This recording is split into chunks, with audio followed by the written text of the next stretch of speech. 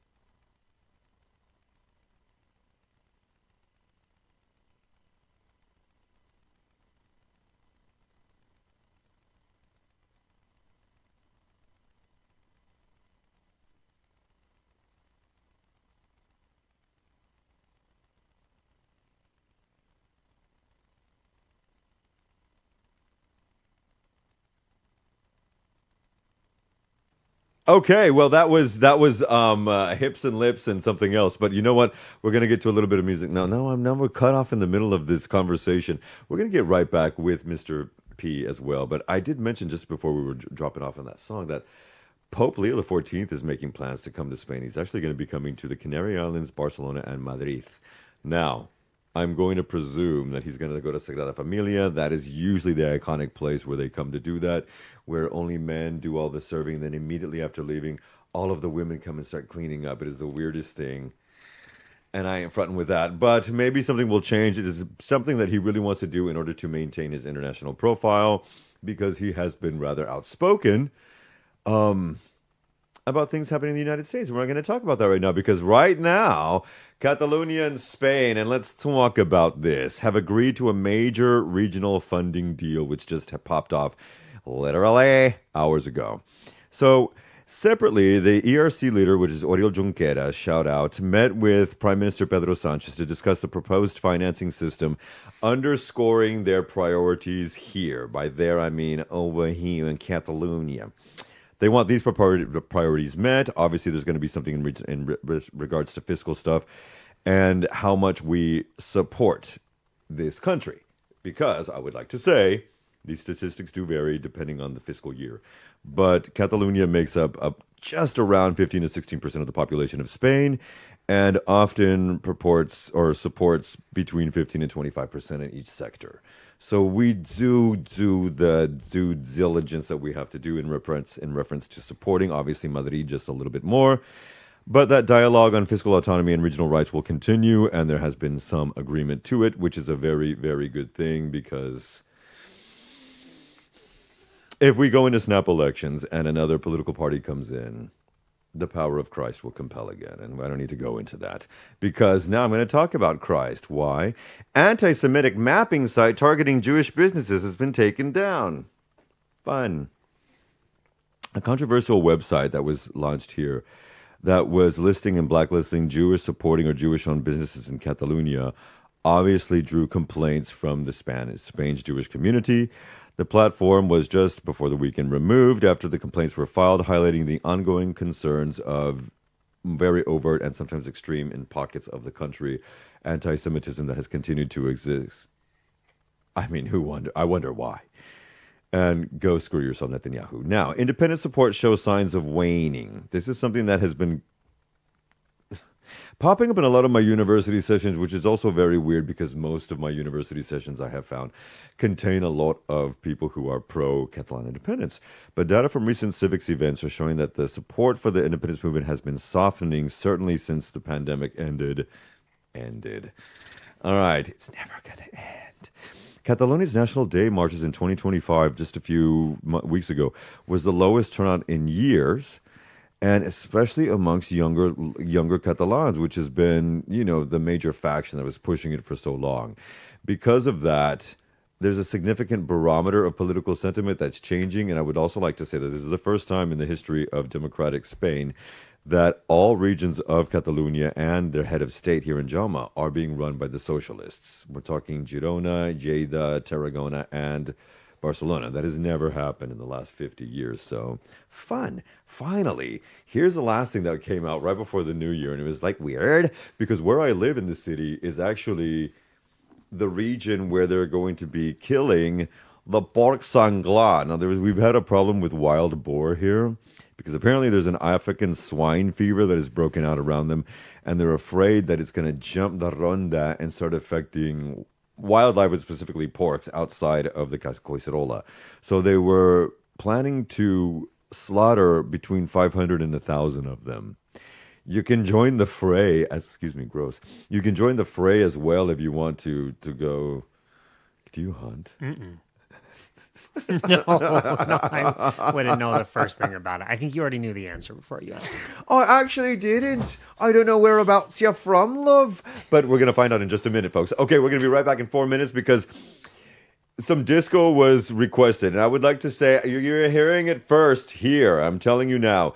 There is going to be a major, I can feel it in my bones, my disco bones, that there's going to be a major revival over the next 2 years of new disco, classic disco, and house music. And it makes me happy. I won't say anything else because I don't want to offend Mr. Pallen. But it makes me very happy. And I would also like to say CAOD, Confessions on a Dance Floor, is coming out #2. But this is not Confessions on a Dance Floor. This is not Madonna. Who this is a singer named Rumor. She is, I believe, Lebanese English. And she is one of my favorites. Throwbacks to Carole King and things of that nature. But she did a little disco outfit 10 years ago, and it got a re-release from recently over the summer. And I absolutely love this song. And it's called Dangerous. It's a new disco track. We'll be back in 3.5 minutes with Triple Threat, Phil Pallen.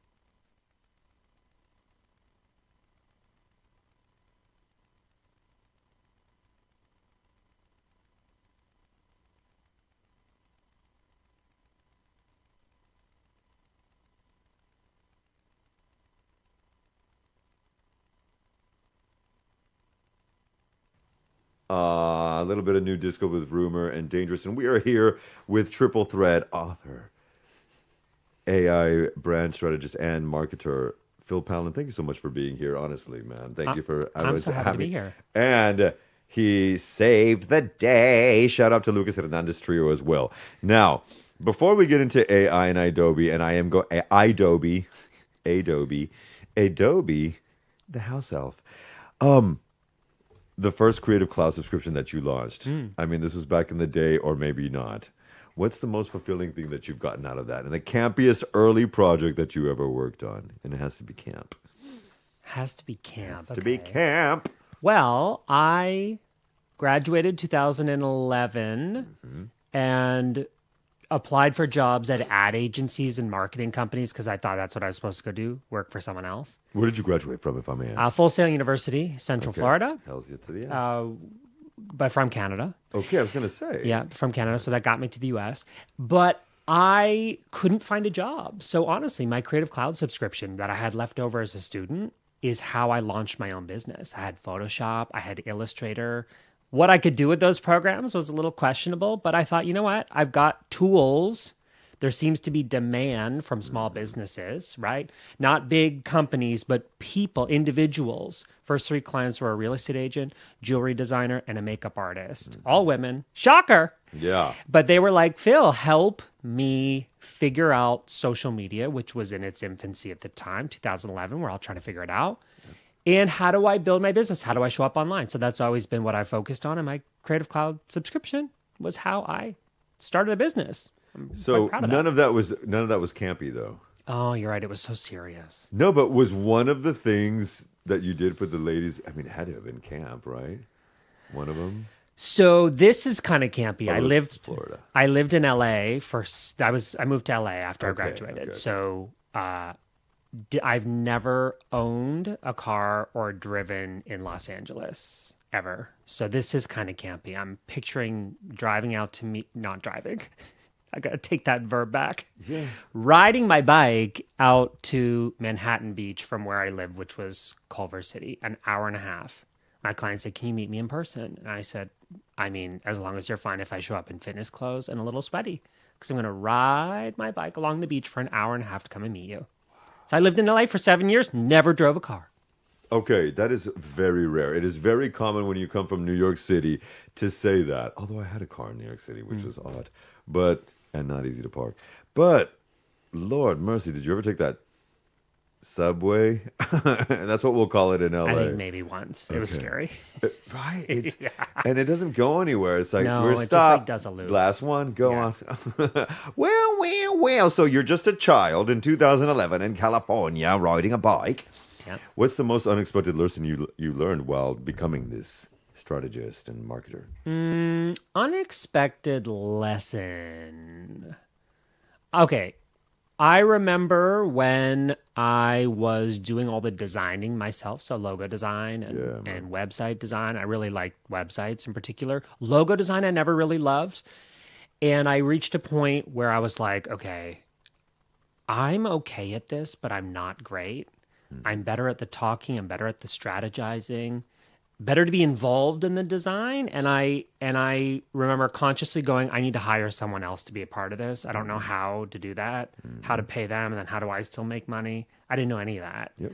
But that was the most important, maybe the most unexpected lesson at that time was don't do the thing that the thing that I was doing at the time. Like, it was more important for me to say, focus on the things that I'm good at and hire other people to do what they're better at than you. And that's how it grew. Okay. So when you're dealing with that, you also have to be the critique of yourself. Yes. I don't know. Are you a tough critique of yourself? Or Yeah, do you I know how would to say take it? so. Okay. I would say so. Have you become less tough on yourself as you get older? Yeah, I become a little more comfortable. Like for example, make a lot of YouTube videos. So I have a formula that I stick with. If someone's like, "Can you go outside that formula?" I'm like, "No, not really." And you don't have to. I don't have to. Yeah, I don't Exactly. have to. Exactly. I've made 413 videos since 2020. So I have a formula and I stick with it. And if someone wants something outside of that, I'm like, no, not today. There you go. Well, Not then today. you've worked with Shark Tank stars. Yep. You've worked with Nobel Peace Prize winners, politicians, and you already know other people on the entertainment front. Now, who gave you the toughest branding critique?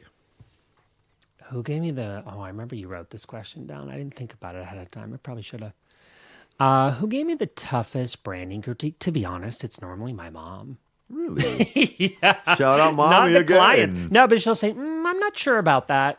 And you know what that means. Mm-hmm. I'm not sure about that. Okay. Say no more. Yeah, like it usually that. comes from her. No, but we need that though. We need that kind of grounding energy. I do. Okay. Why? Mm. Not just because it's mama, but why do you need that kind of grounding energy? So when I think about the people that I have in my life, like my closest people, it's usually people that keep me grounded, keep the ego grounded, like good feedback. Call you out on shit. Call me as out. well. Yeah, I love it. I love it. Okay. I love it. All the people in my life that are super close, they play that role. Do you think then the gay community calls people out on their shit? I would say so, but I think it's a generalization. I mean, obviously, but people say about Los Angeles, they're like, "Oh my God, how did you live in LA?" I actually surround myself with really nice people. I love my clients. I love my friends. I love living there. I knew when it was time to go, but I think so. It's about the specific people that you're around, Okay. and you have Yes, the it ability to is. create that. And that energy that they give out as Yes, well. very important. Or don't give out, and then you have to zip out. Now, speaking of energy that gives good face, Olivia Dean. Now, we've played her here for the last couple of years, from time to time. And you, as we've been hanging out recently, you really, really love this lady. Yeah. And you saw her live recently. Not Multiple too recently, times. but yeah. Was Yeah. that the one when she was supporting with Sabrina Carpenter? Yeah, that was one of them. Okay. I flew to Paris to see her first What- time. Okay, let's talk about energy that people bring. What is it about Olivia Dean that kicks you in the crotch and knocks you on your bum? I think she's just perfect. She's perfect for right now. So I do have a little bit of like, I discovered her first. Okay. I've never understood that energy from other people, but now that I'm in that position, like the rest of the world has fallen in love with her. And I was like, honey, that was me 2 years ago. Okay. When her song came on my Spotify, and I was like, oof, who is this? Went to artist profile, listened to the album top to bottom, love it on repeat. Is it the new soul sound she has? Yeah, I just love the sound of her voice. I love how classy she is. I'm kind of Her excited. videos are fab. Her videos are, she's amazing, but there's this whole energy right now. Ray, Rosalia, Olivia Dean, they're all like super classy artists, and I'm happy about that. And now I sound old, but there's times when I watch a concert, when I watch a performance, everyone's freaking out about it, and I'm like, Like who? Britney at the 2007? I'm just kidding. no, I would never bad talk Britney. She's culturally iconic. Now we're going to move to a song now. Britney and Taylor and Justin Bieber are not played in this studio. Those are great examples of people that don't impress me. But you just said Britney was a cultural icon. Well, she is, but the others, Taylor Swift, no thanks. Tay, I will say I do dig your como se diu, business model. It Yeah. was ripped off from Beyonce and Madonna, specifically Madonna, but okay, part of the people. This is because I love this track. It's so easy to fall in love. So we're going to play this one here. And remember, you can always catch the jams live, my beautiful people, at 106.9 FM all over Catalonia and rce.cat around the world. And we'll be right back with Sir Phil Pallen in just 3 minutes.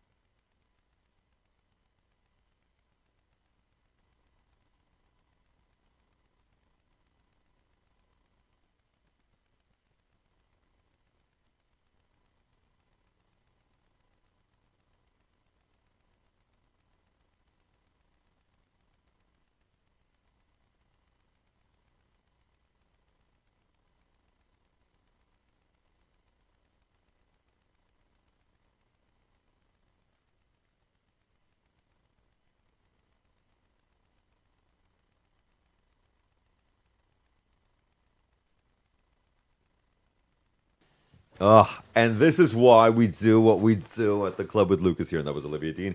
And it is so easy to fall in love. You know what, Phil? It's so easy to fall in love with you and the work that you do. And let's get me back to those questions, because this is where my sneak peek was, child. Now, if we look at some of the things that you've done, and the thing, specifically, you're a trusted Adobe collaborator. Let's keep it real. Let's keep it real. Now, you're a fan of Adobe Express, Firefly. I'm gonna presume. Okay, cool. Tell us one of the OTT tricks or workflows that you always show behind the scenes but rarely admit to, like on places like TikTok. Is there a little tip that you could give the users? Yeah, I don't keep anything secret. So I'm a big fan of, if you're using AI in your designs or in your work, disclose it, be transparent about it. AI, yeah. We shouldn't feel guilty about using tools like ChatGPT nowadays, but we need to rewire how and why we're using them. We're not using them as a shortcut or to save time. We should be using them as a way to be even more excellent at what we do for a living. Right. Okay? So for example, working as a brand strategist, I'll work with a client over the course of 4 months. Prior to AI, I would really have to lock in, listen, take notes. And then let's say 3 months into a project when I'm working on an about page, a copy and strategy, I'd go, what was that story that client told me that showed them in their zone of genius or area of excellence? Now I can go back, have a transcript from every call I've ever had with you, my client, and go comb through every instance of this and, rank them in order of priority. Mm-hmm. And now you know what I mean? So that's an example of how I'm leaning on the technology to actually be better at what I do, a better listener, better strategist. So tools like Firefly, big fan of Firefly over other AI image generation tools, because it's the only one that's safe for commercial use. The other ones, let's say you hop into Midjourney and go, create me a Lucas dressed as Spider-Man going on a all-inclusive holiday. That would be a fun image, but you don't own the rights to Spider-Man, do you? Mm-mm. Didn't think so. Mm-mm. So you could actually end up in big trouble. Yeah, exactly. Firefly is trained to not know what Spider-Man is, so it doesn't infringe on anyone else's trademark. So it would just make me look like a spidered man. I don't know. We should try it out. But it's by design. It's meant to keep you safe. Okay. So that's like an unsexy part of AI. Unless you have a lawsuit, then it becomes very sexy. Okay. These are the things we need to care about, right? Privacy, compliance, security. One of my business clients works specifically in privacy, and the way that he talks about how every single company is really with privacy specifically. He's always focusing on that. So how do you keep your specific stuff private? Don't you think chat's recording everything? It is. So I pay a lot of money every month for my OpenAI subscription, for it to say at the very bottom, OpenAI does not train on Phil Pallen's data. In order to get OpenAI to not train on my data, I pay for a Teams plan, 2-seat minimum, $60 a month. Okay. So my recommendation would be open Adobe Acrobat, okay, which we all know. We open PDFs with it. And you can't use it at the White House anymore. Yeah. You can open a PDF space and create your own centralized repository of like all your information, your ideas. You could take every transcript of every radio show you've done over the past year, and then say, here were my best performing episodes or streams. Help me generate 10 ideas for upcoming streams. Okay. You can put all of that in your PDF space, and it does not train the model on your data. Okay. Again, these are things we need to care about. People hop into ChatGPT and tell it their life story, but there's a problem, in my opinion, if that data is being used to train a model, right? So read the nutrition label of the AI tool that you're using. That's my best advice. Well, and to segue into that, what's the biggest myth that people have about AI in marketing right now as we've moved into 2020? Or something that you've seen as the biggest myth that no?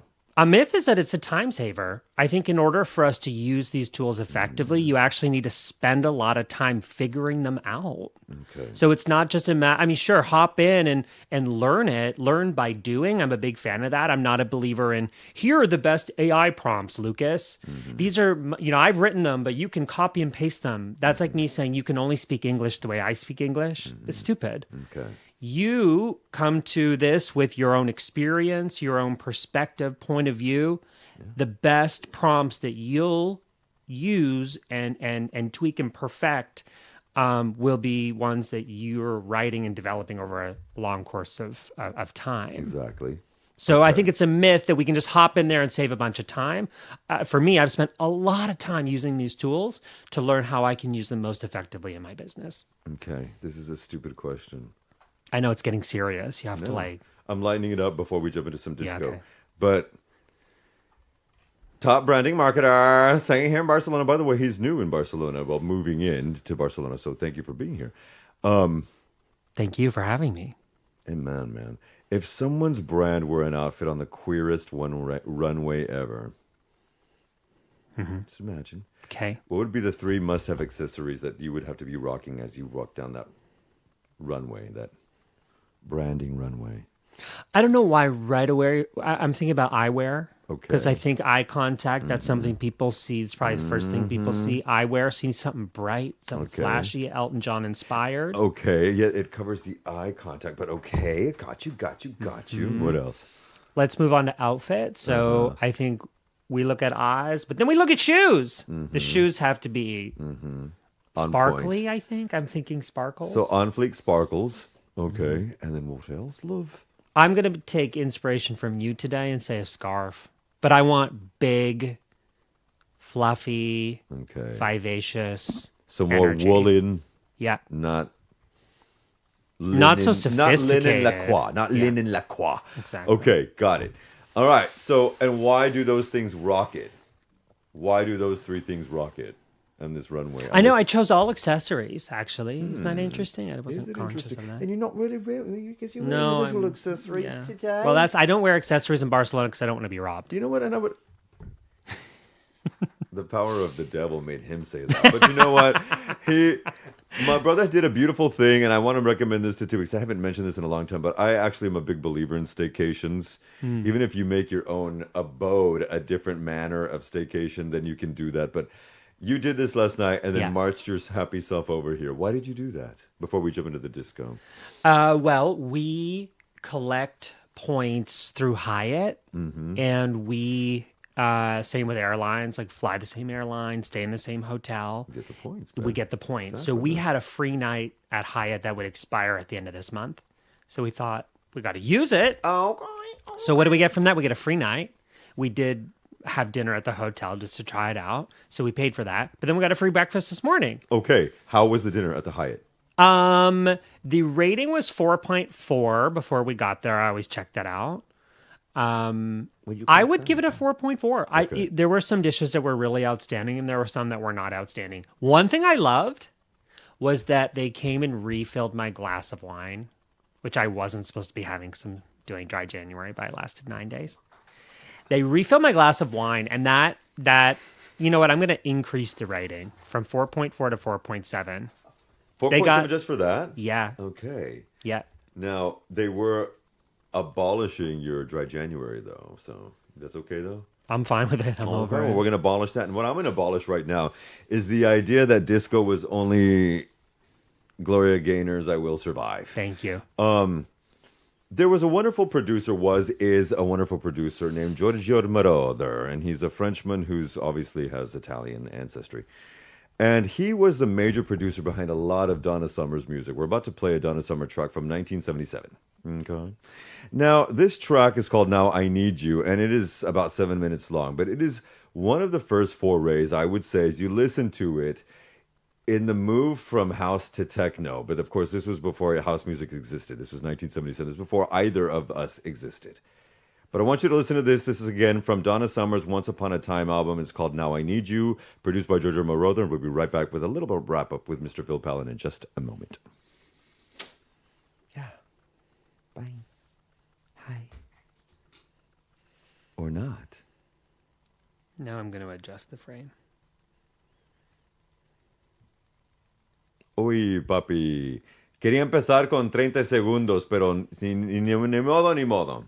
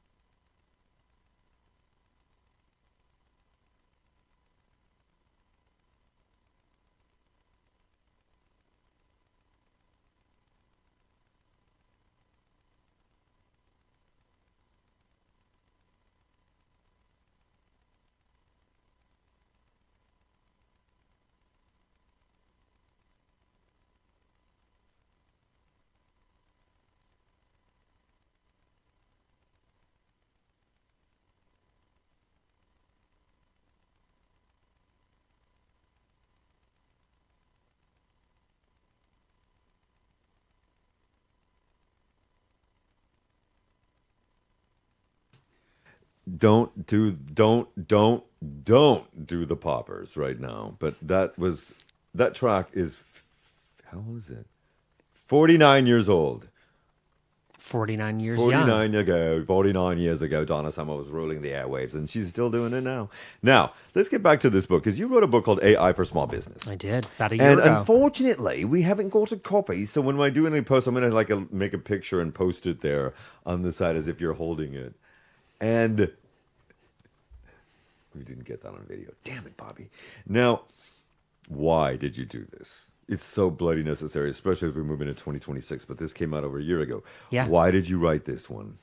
I wrote the book because a publisher emailed me and said, we'll pay you some money to write it. So that's the first answer. The second part is because small businesses or small business owners in particular wear a lot of hats. Mm-hmm. They got to look good in all the hats. Mm-hmm. So I, for example, look good in the marketing hat, operations, because I've run a business for 15 years. Mm-hmm. But there's other hats I don't look as good in. Okay. So we can lean on now AI tools to help us get a grasp on some of these areas of business where maybe we're looking to automate or delegate to other people. I actually talked about that earlier, right? Sure the did. idea that in business, it almost always makes sense to just hire someone who's better at something to, help you deliver whatever it is, a product or service. So for me, the book meant that someone could start and finish and understand every aspect of business and how AI could potentially play a role, either through the selection of AI tools, free and paid, but also hear about different types of businesses. Owning a branding agency has meant that I've had kind of a front row seat into so many interesting businesses. I've got clients who are content creators, TV personalities, lifestyle, entertainment, politics, even corporate. I've had some corporate clients.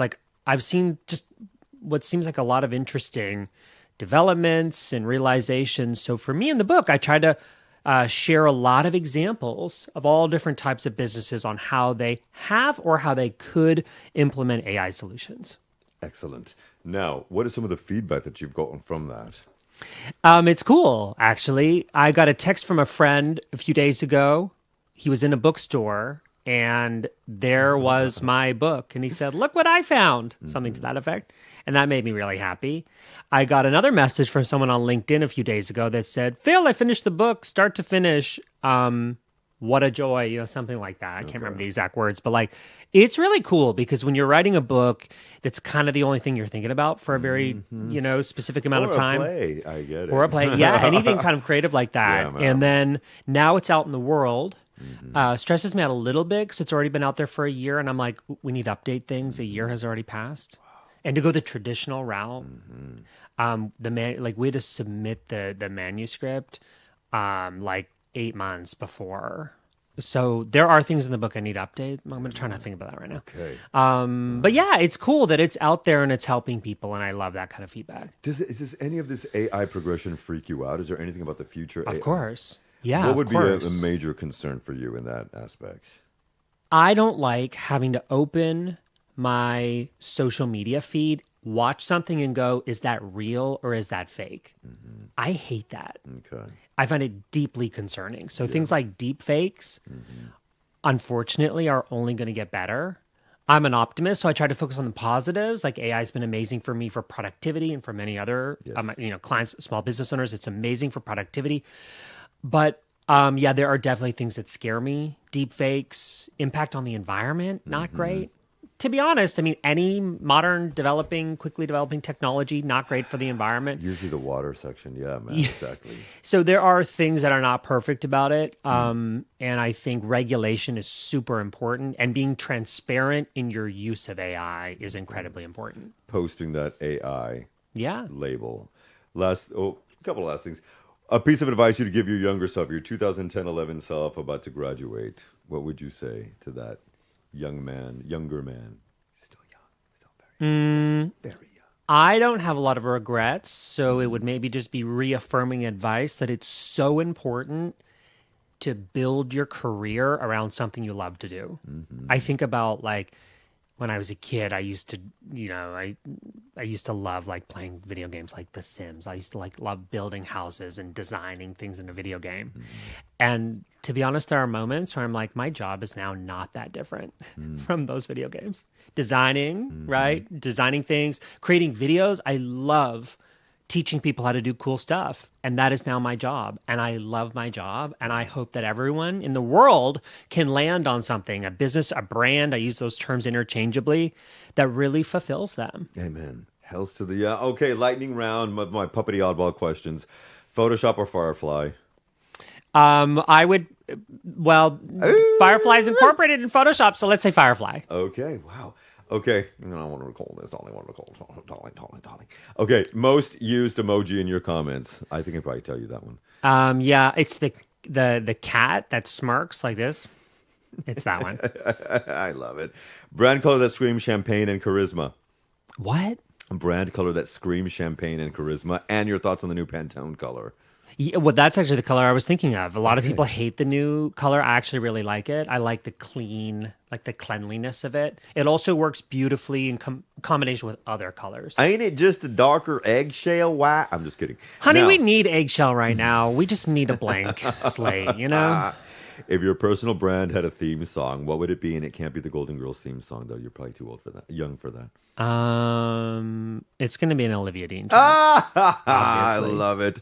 Where can people get your book, sir? Not in Spain, sadly. I know. I tried to order it to bring a copy today, and I can't get it on Amazon in Spain. Okay. So I don't know who we need to call about that. The mayor? I don't know. All right. So throughout the U.S. and or UK. Well, you could actually get the Kindle or the audiobook. Obviously, those are digital formats. But the physical book, you can't get on Amazon in Spain. Okay. So over in the English-speaking world, you can get that through Amazon. Yeah, you can get that definitely. in bookstores. Yes. You can also order it through Kindle and or the Audible format. I Bingo. would say that by Mr. Phil Pallen. That again, that is called AI for Small Business, and we'll be throwing a little, little symbol of it wherever we go. Remember, folks, anytime that you need the updates, the fresh music, and beautiful people to know what's going on here in the know, you already know. Now, I also want to throw out really quickly, on the 22nd of February, I will be performing my first one-man comedy performance review at the Barcelona studio in Puebla Sec. You can get the tickets as of now. As of yesterday, actually. And so we will be sending those links as well. But I want to thank you, Mr. Pallen, for being here. AI for Small Business is available at Amazon, Kindle, and or Audible. And I will see you, everybody, at the same time, bat time and channel next week. And also, I'm doing what I do because I'm going to cheese out really quickly. The last song is actually nothing to do with disco or new disco. It is actually by my beautiful sister, Amy Grant. And she has, do you know who Amy Grant is? I've heard of her. Okay.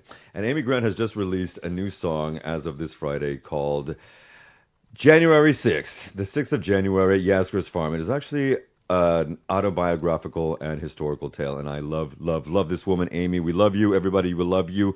Take care of yourself. Remember, if you're not taking care of yourself, how are you going to help anybody else? Do that, chop. I will see you on the flip side. Bye, everybody.